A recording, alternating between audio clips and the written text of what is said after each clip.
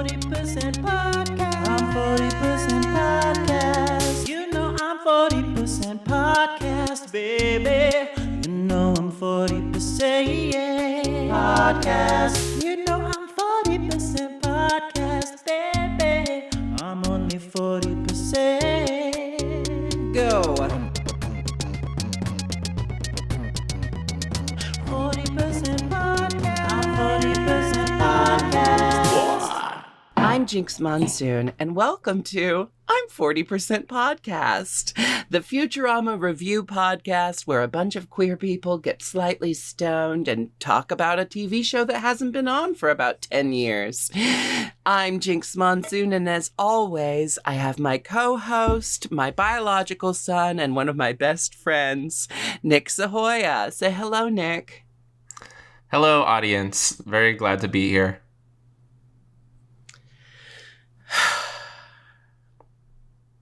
You know, it's no one's fault. It's just sometimes life gives you a dud. Our guest today is Brandon Rogers, who's a very funny comedian, a YouTube celebrity, and the co-writer and star of the new animated show, Hell of a Boss. Brandon Rogers, everyone. Hello, Brandon. Madame Monsoon, out of everyone who's ever introduced me in any interview ever, your introductions are the hardest for me to, because then you set the bar so fucking high. I should have you at my funeral. I hope I die before you. Oh my because God, you would I'd give a love great to give your eulogy. The introduction? Yeah. Is there an introduction? I mean, if this is how good you talk about me when I'm alive, I can only imagine you should write a book about me when I'm dead. Brandon, I hate to disappoint you, but she's 100% going to die before you. That might have been true when I still drank. But I've slowed the clock down considerably in the last Put your finger in the death clock, Jinkx. I'm not. Put your money where your mouth is. I don't want to know. Fate is not determined. It can be affected by our free will. I know that's a debate whether that's true or not. The one who survived would probably disagree. I just binged Loki. I'm sorry. I'm gonna stay on one TV show. Yeah. Brandon, you know a lot about TV. You wrote, created, and starred in your own television show, A Magic Fun House. Magic Fun House. That's how we met each other. During that era. Because I was a fan, and I don't respect boundaries. I'm really happy you didn't. I like to think I didn't respect your boundaries either. It seemed mutual. We were both diddlers. Diddlers on the roof. Mutual respect led to mutual boundary breaking. Yes. And now we're very good friends. Brandon, with your recent forays into animation, do you think you're going to be able to see behind the scenes a little bit in this episode? Do you think... Are you able to watch an animated show now as an audience member, or do you watch it as like a creative? Like, oh, that must have taken 3 months to get that animatronic correct. Yeah, most of the animations I watch, especially like what we were watching for Futurama, they're so long ago. It was pre-COVID. They're possibly all in the same room together. And every time I see behind the scenes of people in the same room together, I get a little jealous because my animation career kind of happened during COVID. So I know of it as an isolated, you're in a booth by yourself, sometimes in a building by yourself with one other technician, and it's very lonely. But it's crazy how good Vivian animates Hell of a Boss. It looks so polished, and then you see other animations that were on primetime TV, in the 90s or so, and you're like, she would not have let that shot fly. She wouldn't have let that, So the bar has definitely been set. I stepped into the world of animation through one of the best independent animators there is right now, and I'm for me, the bar is set high with her because now I look at everyone else and it's once you start at Hell of a Boss, it's a lot of stuff can look amateur when that's here, because I don't know a lot about animation either. So, just from what I've seen, behind the scenes of Hell of a Boss, I kind of hold that standard to a lot of other things. And I don't know anything about animation though. I don't know I can barely I can draw I can barely decently. pick up this joint. I don't even know I how to can do barely nothing. pick up these tits. You want me to draw a picture of them? Well, Brandon, I'm so excited to have your comedic eye on this episode and your behind-the-scenes knowledge, professional that you are. Nick, aren't we lucky to have Brandon as a guest? Yeah, it's great. You guys hang out all the time. You take baths together or whatever. I'm a fan of yours too, Nick. Yeah, big fan. I just wanted to say that I took a bath with Jinkx first. That's all. It was like a long time ago. Like we've known each other for a long time. No, I haven't. That's all. No. But yeah, great. I love Magic Funhouse. I love. It's all. It's not a competition. Blame the Hero. Really funny. Love it. Oh, but I have known her a lot longer. I'm not comparing. So today's episode of Futurama is called When Aliens Attack. It's season 2, episode 3, and it feels very prescient. Prescient. It feels very prescient. I think there's a party at Prescient downtown. Did it pull through? Did Prescient pull through? Prescient is alive. Okay, good. Alive and well. So this episode is highly significant to the overall arc of the Futurama timeline because it is our first episode where we are introduced to the Omicronians from Omicron Persei 8. And I'm sorry if that's triggering for anyone who recently had Omicron. I am one such person. So is Nick. Brandon, I tested negative. Oh my God. So all that belly aching for nothing? I mean, I was sick. Oh, okay. I was sick enough to think it was COVID. Does that not count for anything? Did you have a cold? Did you have a little tummy ache? Can you imagine we'll learn on Futurama that a common cold is actually quite serious in season 7 or so. Can you imagine if people started being really like bitchy to each other, like, oh, you were sick? We have such high standards for illness now. Yes, the common cold. Okay, I'm going to digress for 1 second and then we're going to get to the episode. But the common cold is actually, it can knock you on your ass because we've all been indoors for like 2.5 years. So I'm adding time to the. Are we talking about how long you've been inside? Because I think that's like half a decade. Anyway, the common cold can knock you on your ass now because we were all indoors protecting ourselves, and now our defenses are lowered towards things that we used to just like, give me a cold, whatever. I got a cold. I'm still gonna shoot this porn scene. My dick ain't sick. Okay, let's roll the cameras. All right. So, Futurama. So we start in a flashback to 1999. Fry's delivering pizza. As he does, he goes to a TV station.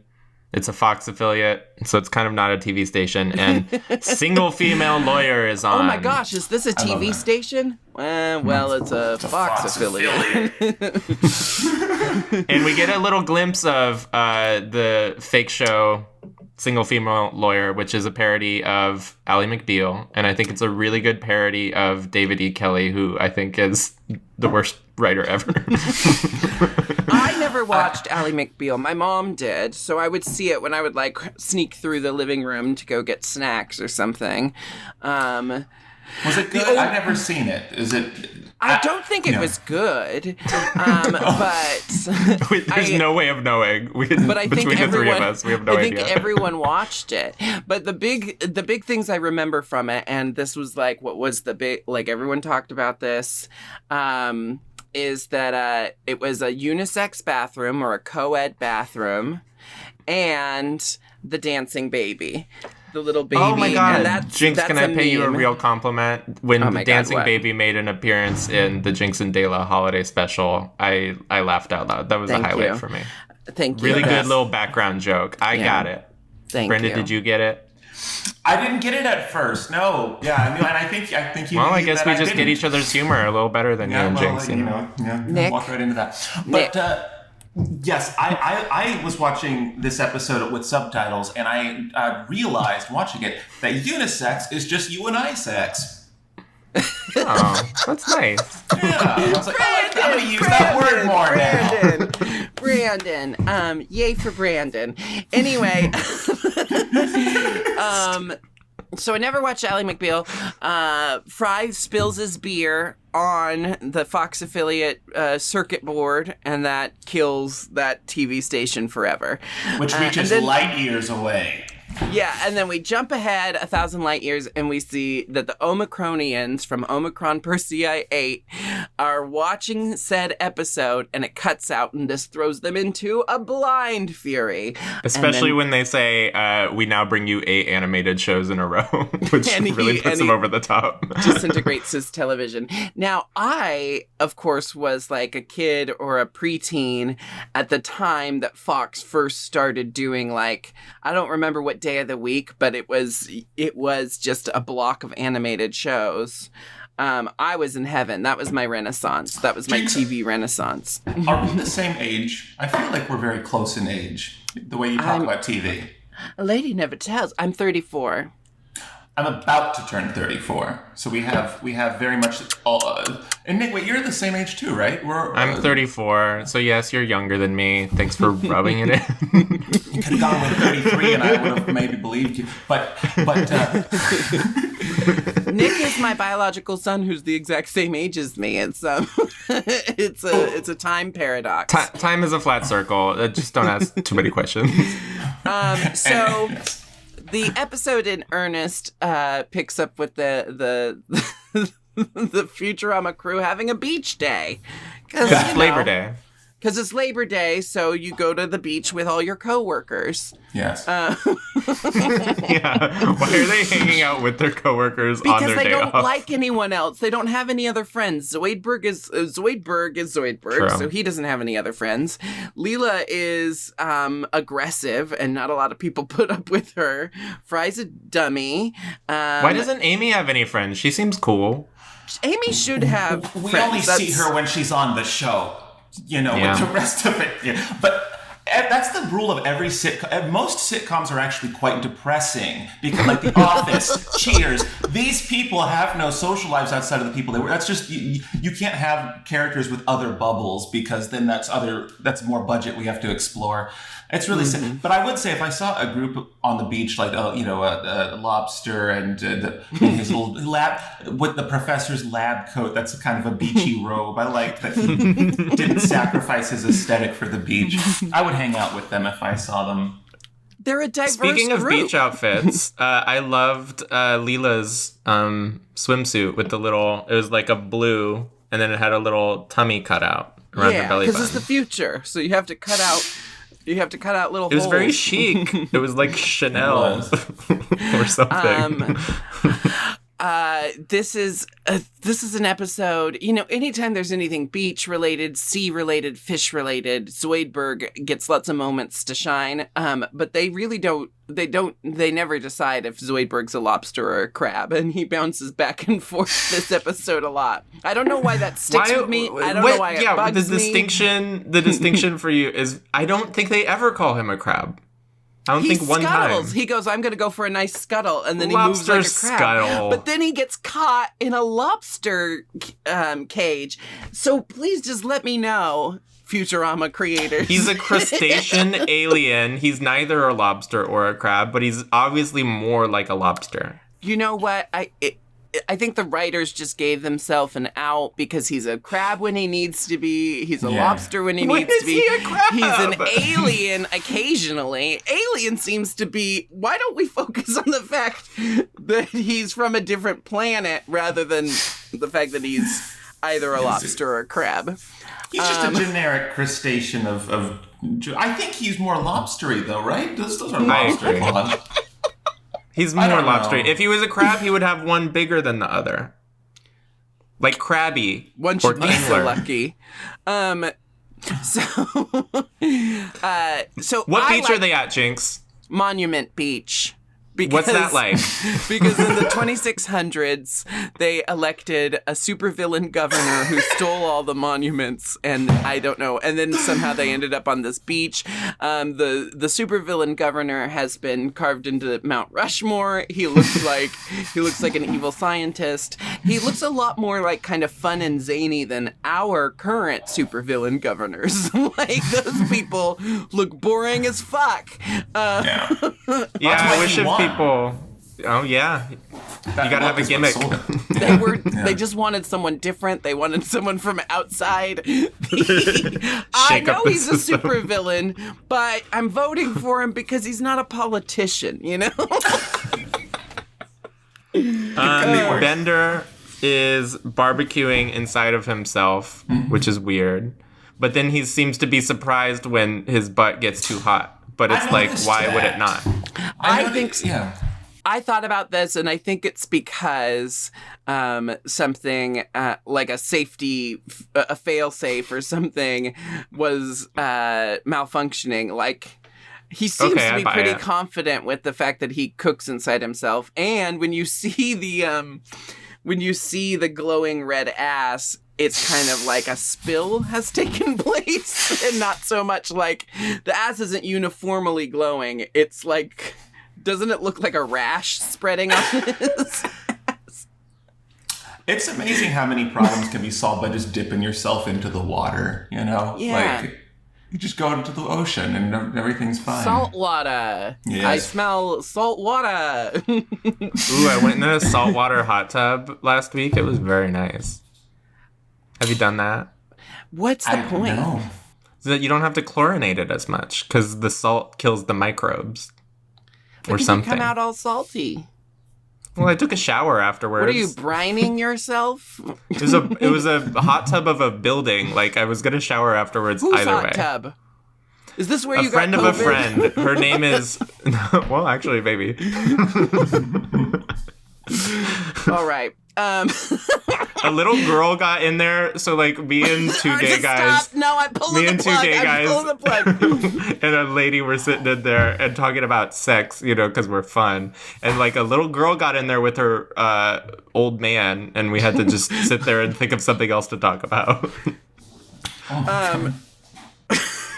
And we couldn't think of anything. That's all we talk about. There's a bully on the beach who knocks down Fry's sandcastle, and it turns out he's a bully for hire. When Leela tries to actually date the bully, it turns out he's gay. I was thinking about this. This is like, what, 2003, 2002, or 2003? No, 2002. Well, whatever. It's early in the 2000s. This gay bully who's in the episode for like 25 seconds and who's just kind of a generic bully who happens to be gay, that was the most we could ask for representation at this time. Like, that was like... He was a great character. It wasn't punching down. Like, It wasn't punching down, but it is kind of like, it did kind of feel like, hey, gay people, don't worry, we know you exist, but we gotta get on with our episode now. He seemed to have the best life of anyone there. He's got a thriving business. He looked fine. He's got a great beach body. He was shaped like the letter T, like a capital T, just like big shoulders, like skinny little waist. I want to know what that existence is like, to be one of, like, you just travel and model. Oh my, we all know one. We all know one personally, or several. Their lives are a wonder to me. I would never want to be just a model, and it seems like a very glamorous life, but I like doing what I do. But I live vicariously. Whenever I meet people like that, I like to get to know them. If you want to live vicariously through an extremely attractive person, follow Sean Ford on Instagram. Shout out to Sean Ford, an adult entertainer. Every other photo that he posts is like, this photo's in Ibiza, this photo's in New Orleans, this photo's in Paris, Brennan France. is actively following him. Of course. Yes, everything's in somewhere.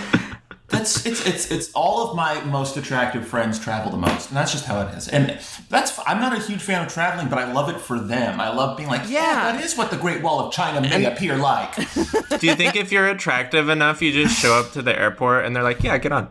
Here you go. No, really, that's true. We were waiting for you. We haven't met our quota of attractive people on this flight, so we have every flight has a at seat least open. one.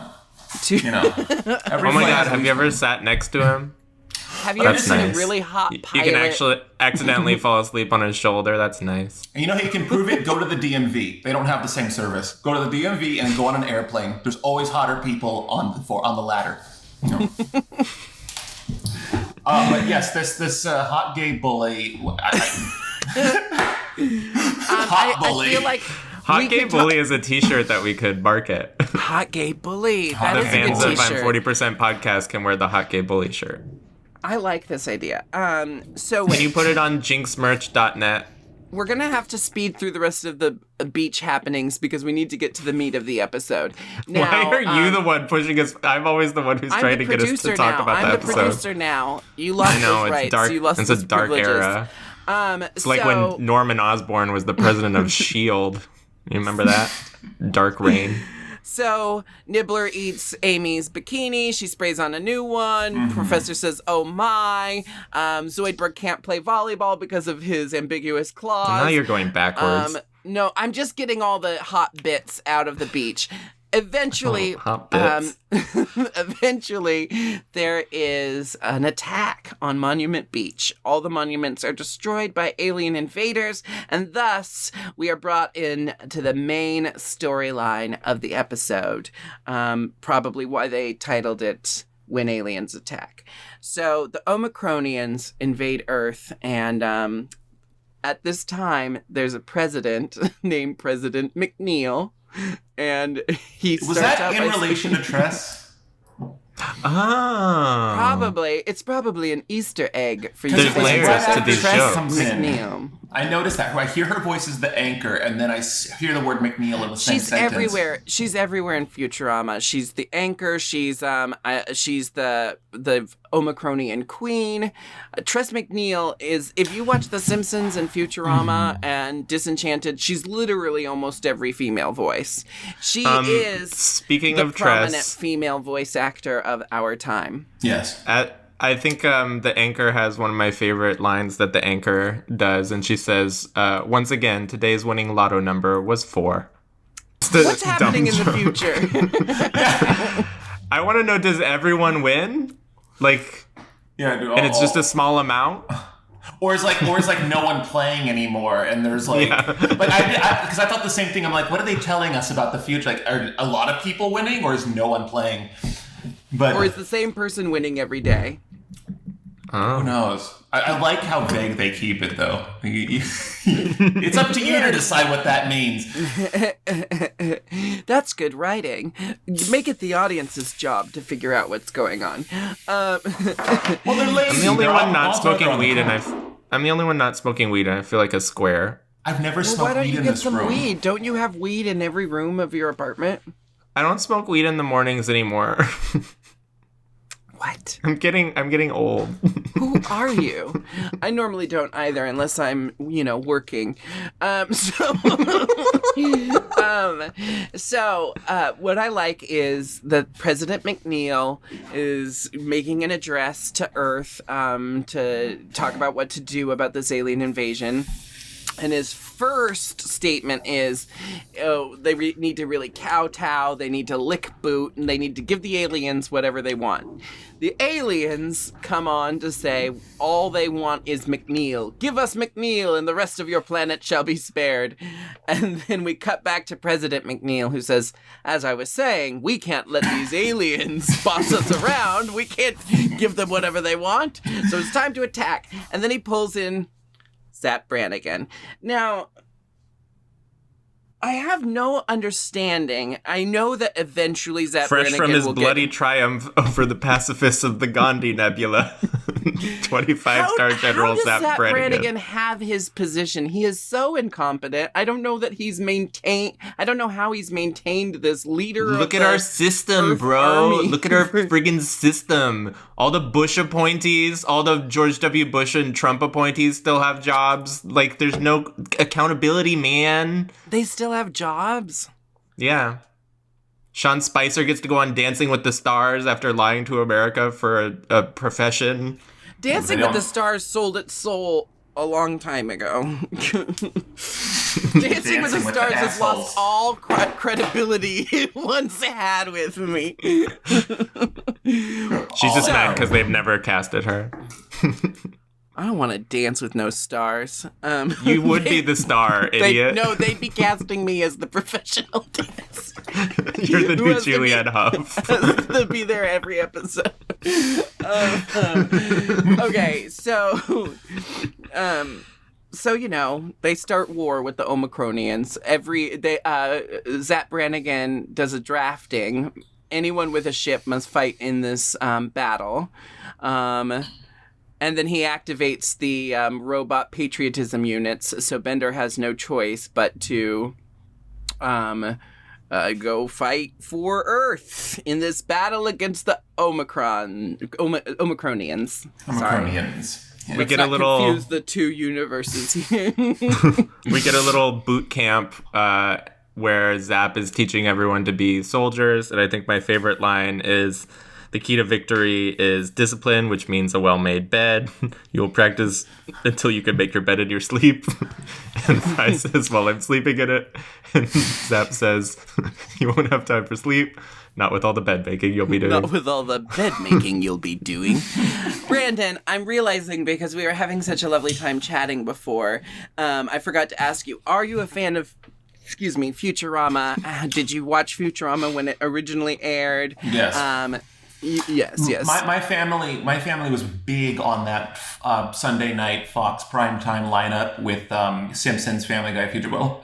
Family Guy was just maybe even not even started yet when this was happening. There was a time where they were both on Fox. There was a brief period where they were both on Fox. Not yet. Not in season 2. Yeah. No. Well, my family was always on even when we were having dinner. It was just kind of permanently left on. So I saw all of these episodes whenever they aired, but I haven't watched them since. So it is a throwback. Just hearing like the theme song when I watched this episode was just such a nostalgia blast. Slaps. Well, I remember it took me back to, because I was there the night, because I was a very big Simpsons fan when the pilot dropped. So it was a big deal for me. And I remember being at my grandma's house watching it, comparing it to The Simpsons. And then when the intro comes on after Fry goes into the freezer, I remember thinking like, fuck yeah, like, is it going to live up to The Simpsons intro? And me at like, I was 11 or whatever, however old I was, going like, this is amazing. So it brought back all that, hearing that opening. I immediately loved it as a kid because of Katie Sagal voicing Leela. And I was, as a child, like so many drag queens, as a child, I was obsessed with Peg Bundy. So to hear her voicing a cartoon character, that was what got me hooked immediately. But then as an adult, it's lines like, "You won't have any time for sleeping, not with all the bed making you'll be doing." That's why I love it as an adult. This is some really good writing, like as far as a stupid comedy show. Mm-hmm. Like the bed making line, to me, is an example of why Futurama is one of the best TV shows of television. It's really good absurdity. It's like I wrote down, "Stop exploding, you cowards." It's very good absurdity. So they go into battle. Let's pose a hypothetical. If we were living in this future, and we happen to be working somewhere, or we happen to have ships of our own, and someone drafted a battle to save the human race, what role would you play in this battle, like on your ship, or would you be a conscientious objector? No, I'd be part of it. Well, I'd be the one entertaining the troops. There's a lot of USO. there's a lot of, lately there's a lot of female divas, drag queens. I fit in this weird, I do this kind of Tracy Ullman thing, or whatever you want to call it, whatever the fuck I do. So I like to think maybe the troops a lot of my fan base are military people, which I had no idea. So I think I don't know why I made that face. I'm sorry. I made a face of they're gay too, but disbelief and shock and horror all at the same time. That's what I would be doing, man. I would be on the ship and I'd be entertaining all of them. And if the battle lasted longer than a few hours, then I'd have to do a meet and greet. And if it lasted longer than that, then I'd hopefully have merch ready to go. But who knows how to prepare for the game? Hot Bully. Hot Bully shirt coming to your Depop. Merch while this war and battle is happening. Wow, Brandon, the capitalist, everyone, profiting off of war. So I'm a good old American. What can I say? Well, if you're going to be a war profiteer, I think T-shirts is better than like AK-47s. I'd say T-shirts and condoms because we don't know. We're fighting an alien race. Who knows what they'll give us? We'll have lobsters. I don't know, a new breed. What happens next? They're in battle. They do destroy what we think is the Omicronian ship.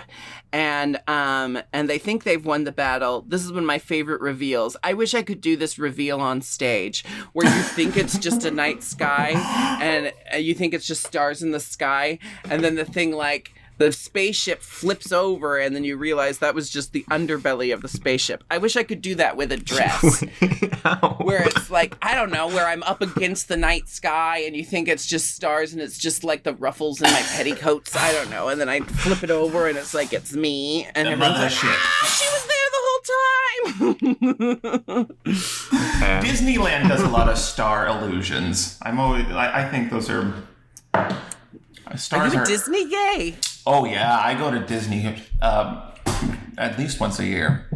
This is blowing my mind. Do you? Are you a Disney queer haver?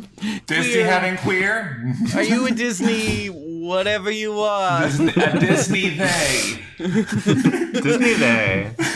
My perceived gender is ma'am, sir. It's queer, but it's quite militant.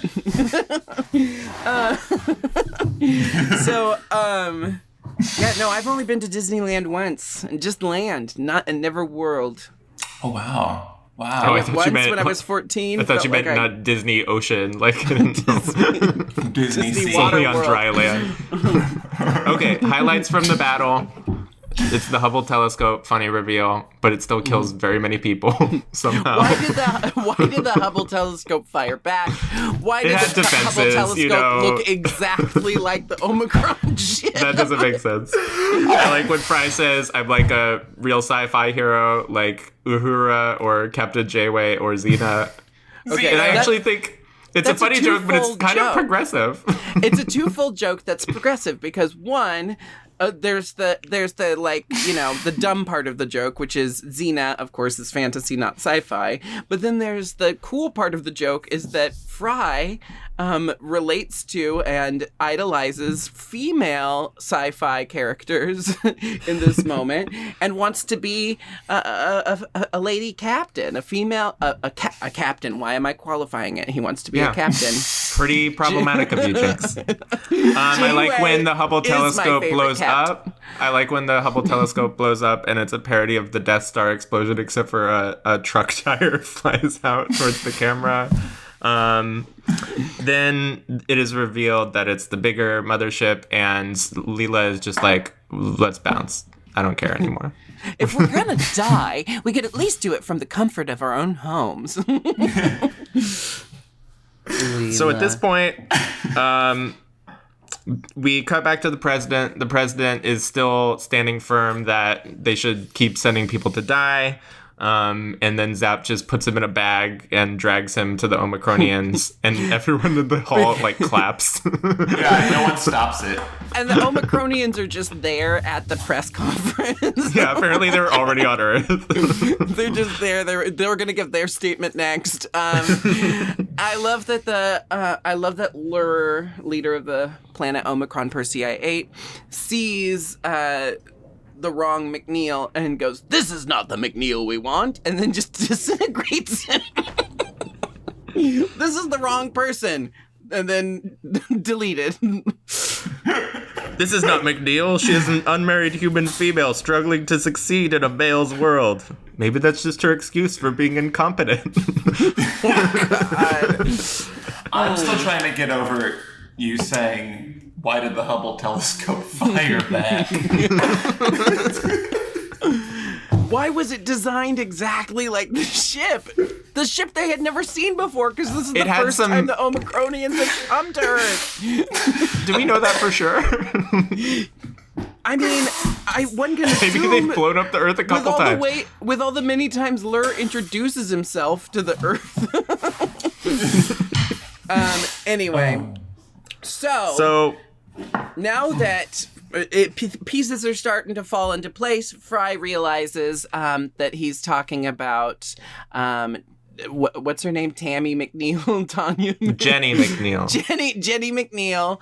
Not Ally McBeal for, trademark licensing rights.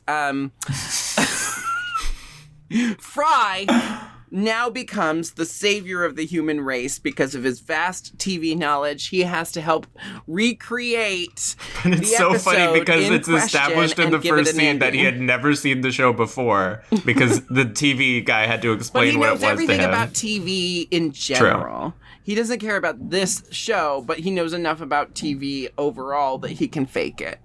So they decide to produce the finale to appease the aliens. They're going to produce a new finale. And I love that as a concept. What I don't understand is why are these people in charge of it? Like, why don't they have to go to the government? Why is no one else doing anything? Fry is the only one who knows what he's talking about. But they never contact anybody. They're just making this in their office. The professor's a genius, world-renowned professor. I think he's the laughingstock of the scientific community. Who would take him seriously? If he's got an idea to save the human race, he's just going to go for it. I mean, how many times Sabrina didn't ask for permission?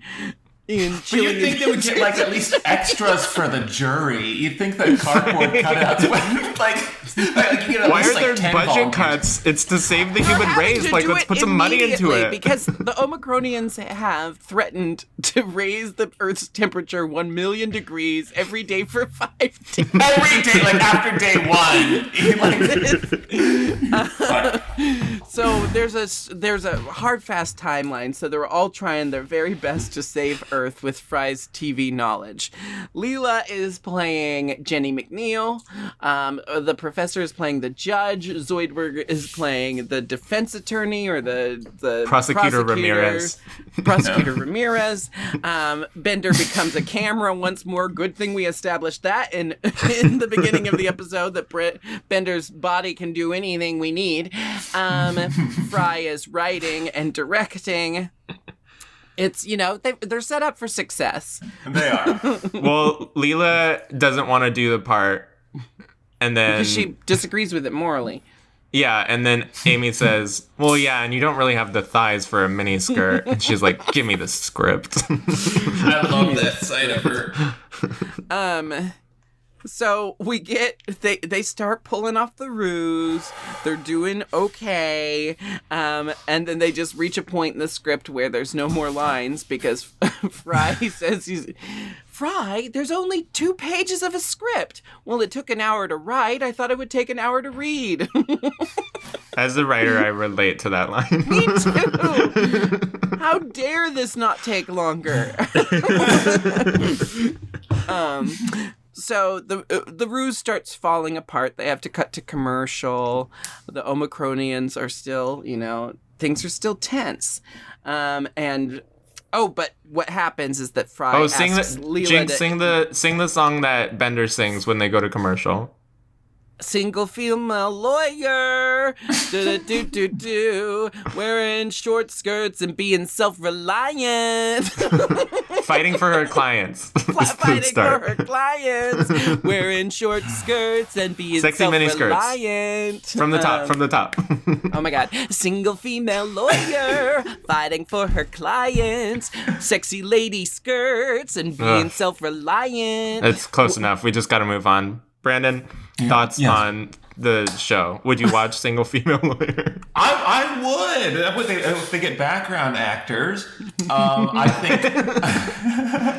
Wouldn't it be fun if there was a show with like cardboard extras though? That would be good for COVID. Just like cardboard cutouts. You know, a lot of movies are shooting. I didn't know this, but like Marvel is using dummies now to cut down on background. They're using like mannequins. Fuck. I love any series where they deviate. I can't imagine the union's happy about that, huh? The mannequin union? No, the mannequin union is thrilled. I meant SAG-AFTRA. The humans, yes. Did you know Fran Drescher is the president of SAG-AFTRA right now? Really? Yes. She won. She beat Anthony Rapp. Oh shit! Oh, poor Anthony Rapp. No, he was a very gracious. He wrote a very sweet message about Fran Drescher taking over SAG-AFTRA. Oh, a gay guy likes Fran Drescher? Big surprise. Son of a bitch. So, You okay, Mom? all thoughts have left my head. Before they cut to commercial, the reason why they have to cut to commercial, I totally skipped a part. But Leela is forced to improv and proposes to the judge. And Fry makes them cut to commercial because Fry knows the secret to television, which is you can't shake up the formula. You can't change things halfway through an episode. You can't shock an audience too much. You're going to leave them feeling confused and afraid. And sure enough, the Omicronians message Earth and they're like, we do not understand Jenny McNeil's recent change in behavior. It confuses and frightens us. Fix the show. Or she won our hearts as a plucky single female lawyer, and single she shall remain, or else. That's how I feel as an audience member. And you know, this really speaks to something about why I think humans watch TV, or especially like fluff TV that's just written for a broad audience to appease the masses on a Saturday night. It's because we want comfort and reliability. I binge watch television as a person with high anxiety and OCD. I binge watch TV shows I've already seen because knowing what's going to happen at the end and knowing that everything's going to be okay really calms me down and relaxes me. So they were on to something, that Futurama crew. Aww. I love how you love lore. You're such a... Seriously, like you're very... You, when you watch things, you're fully present in them. I'm living inside of it. If by fully present you mean she's looking at her phone and sucking on a vape. That is not how And then the flex. That's not how I thought you were going to end that sentence. It's what, sucking on a dick? Looking at my phone, sucking a dick, and watching Futurama. Mom, TV's on. I don't want to watch this.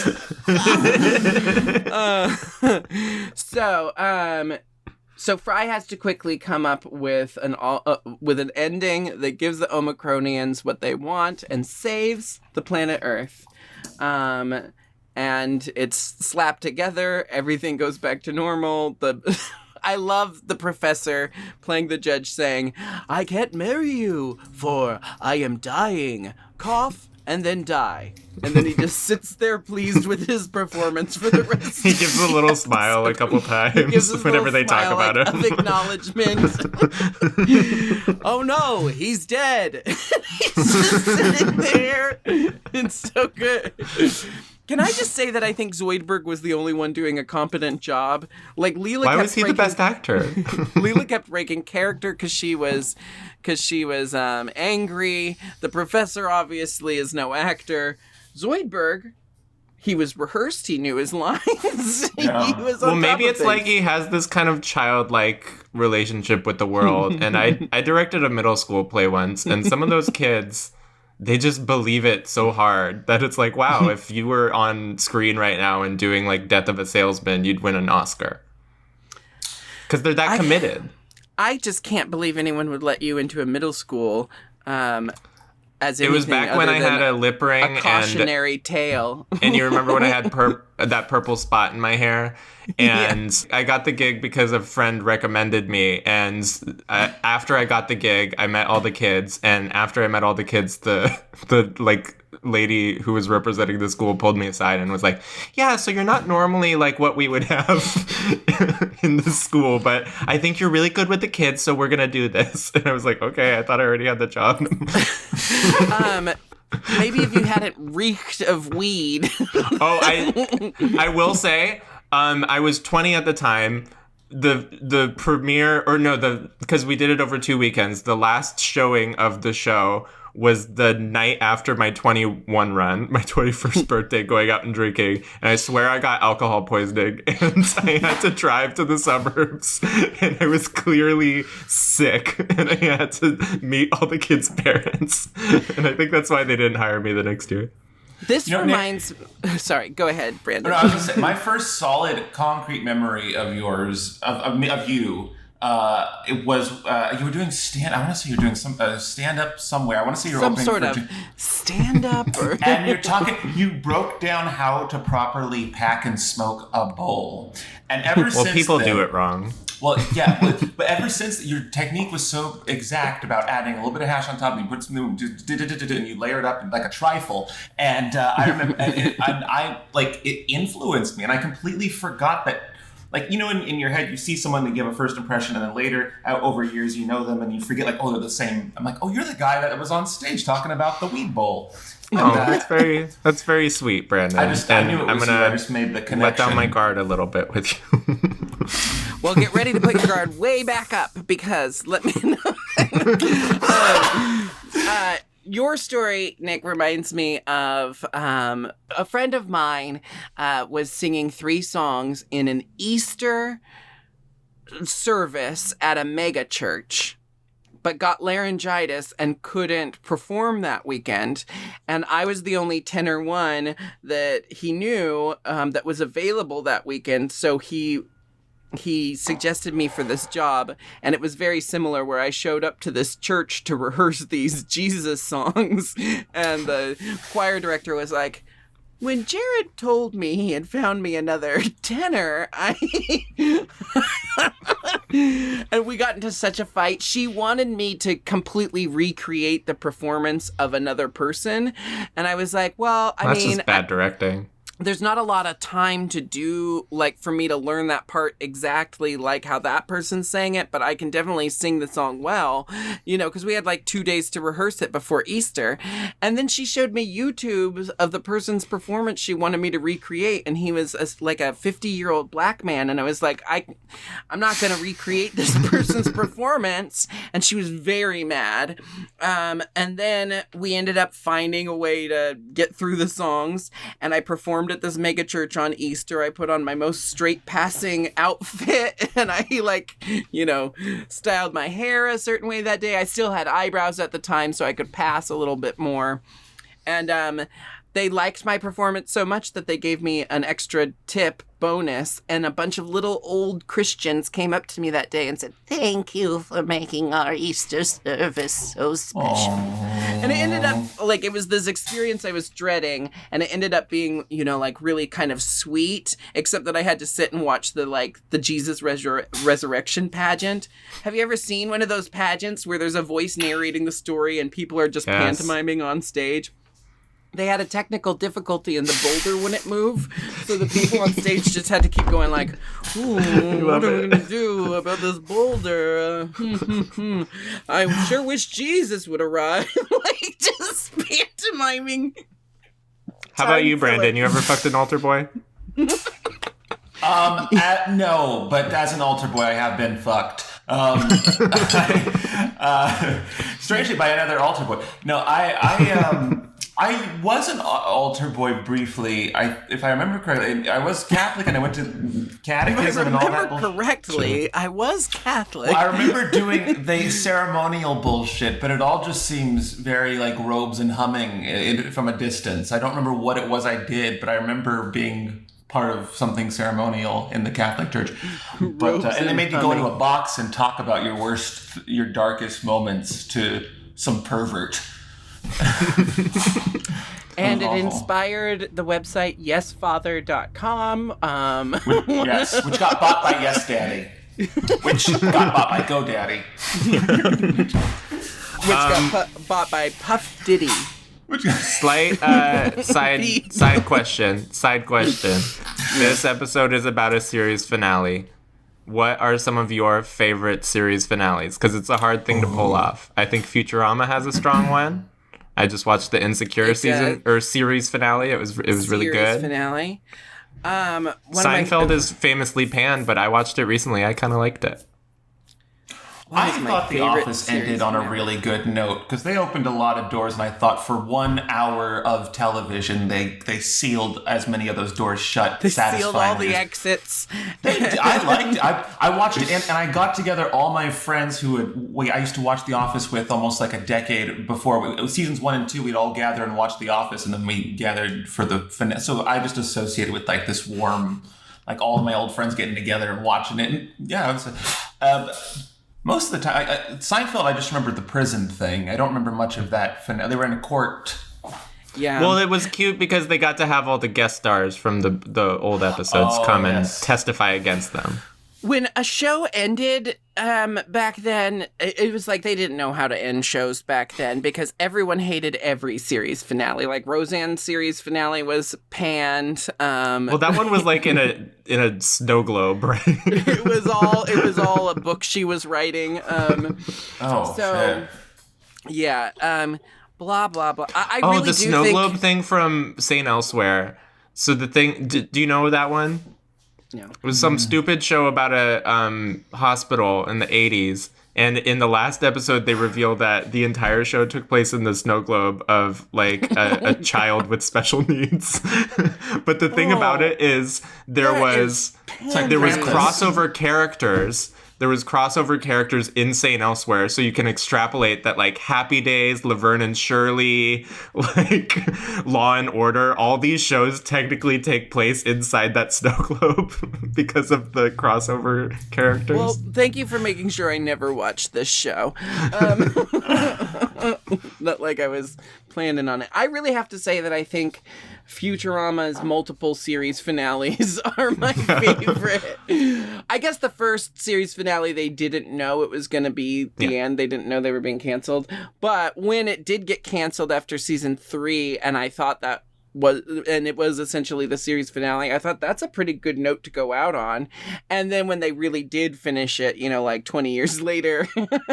Wait, was the last one the harmonium? The melodic, or the bees. It's a harmonium. Isn't that what it's called? No, it's something about a projection. It's not a harmonium.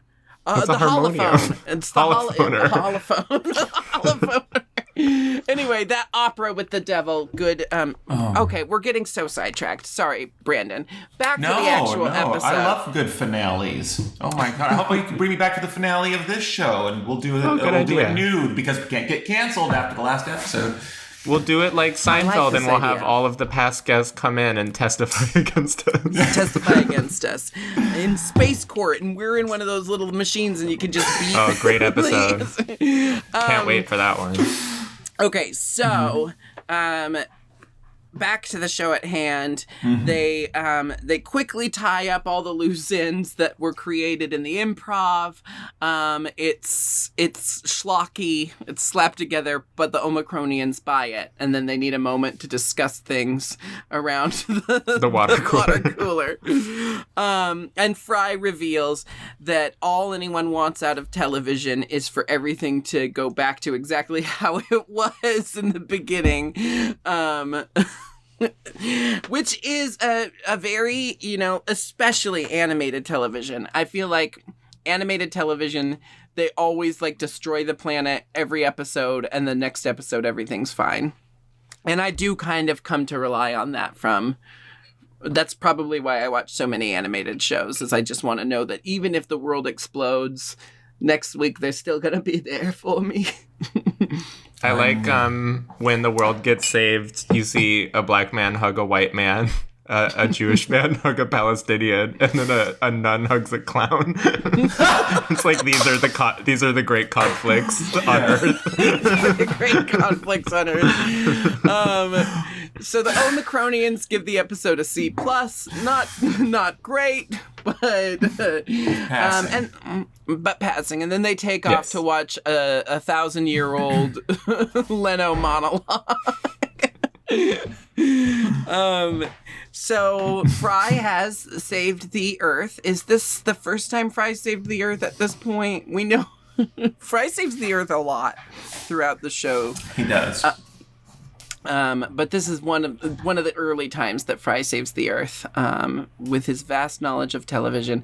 I feel like if aliens came and the only way to defeat them or get them to leave was a vast knowledge of video games, Nick would be the Fry in that situation. You know, not very smart, but because he's an idiot savant in this one subject, like, he's actually quite useful.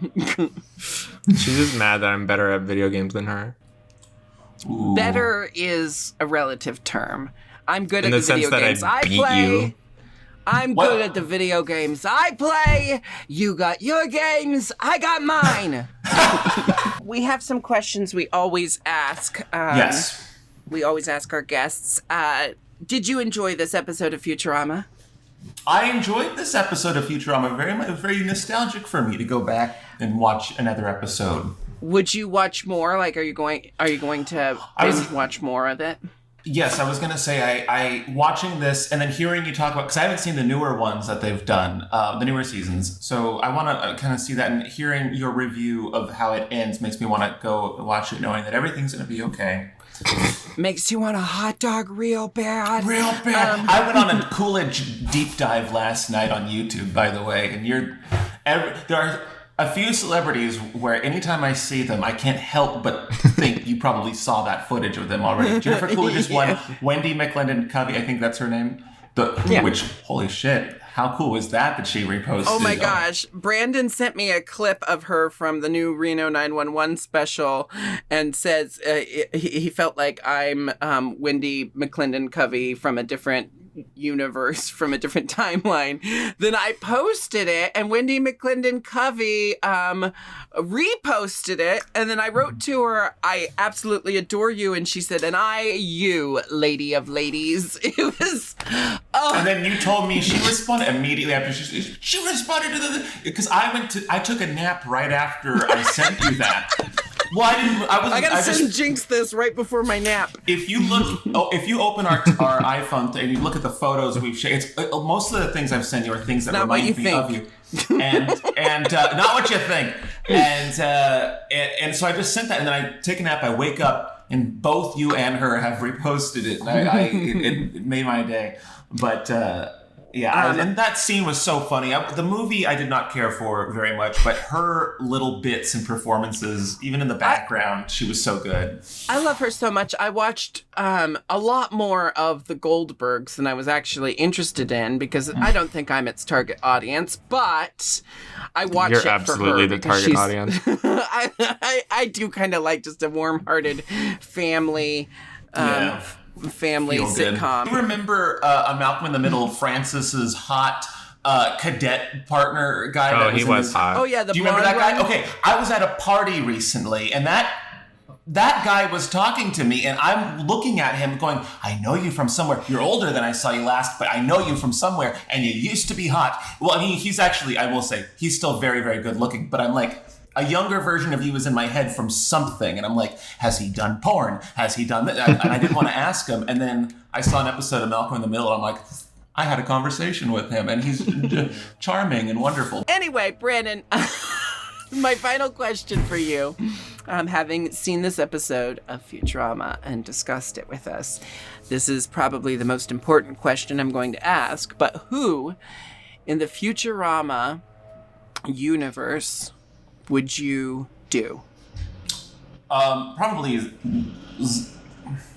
Zap or what the Alien? What the Kif? Kif, probably. I mean, now Kif, I was not. Are you just trying to have a three-way with Kif and Zab? Well, if that's on the, I didn't know that was an option. But when I was younger, I didn't see. I think my appreciation for like more effeminate men like it became into existence as I aged. Because when I was a kid, I didn't think of Kif as like, oh, he's just like this little. But then I'm like, oh, Kif's probably got a tight asshole. Yeah. It's funny what things you can be open to once you deprogram the brainwashing that our society has foisted on us since birth. Yeah. Life is a Vegas buffet with all sorts of countries' foods right there for you, and some people just stay in one kind of. They like the octopus or they like the puss. I don't know. But well, you know what? Same thing is true in both scenarios. Don't fill up on the shrimp. So don't fill up on the shrimp. I love this for Clint's character that slowly comes into a sentence. It's because Futurama's set in New York. There's my New York dialect over here. Oh my God. So, Brandon, thank you so much for being a guest today on I'm 40% Podcast. We are doing new episodes once again now that it's the new year. So everyone listening, be sure to search for I'm 40% Podcast. Listen and subscribe. You can see the video version on YouTube on the Jinkx Monsoon YouTube channel. And we will be back next week with a brand new episode of I'm 40% Podcast. Thank you, Brandon, for being our guest. Thank you, Nick Sahoya, for doing the bare minimum as usual. And I'll see you all next week.